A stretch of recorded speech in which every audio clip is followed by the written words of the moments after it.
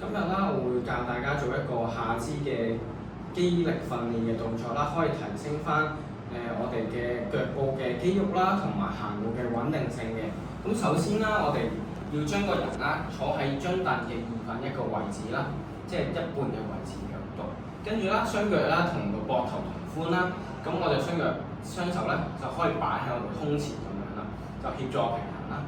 咁我哋胸口圍向前傾啦，向上發力啦。向上吸氣，向下呼氣。咁呢個動作 keep 住維持8至12下啦。咁落去嗰陣時候啦，就要諗住自己咁樣坐喺張凳咁樣嘅感覺。咁樣啦，呢個動作向上嗰陣時注意係要吸氣，向下就緩緩呼氣，成個動作係保持同樣嘅速度嘅。咁之後咧會教大家做一個進階嘅訓練嘅，同樣係向上咁樣吸氣啦。而落去嗰陣時候啦，係微微掂到張凳咧，就要上翻去啦。咁呢個動作係咁樣啦，咁就會增加啲難度啦，同埋就 feel 到隻腳係更加酸嘅。係啦，就係咁樣。咁呢個動作啦，要做8至12下為止一組。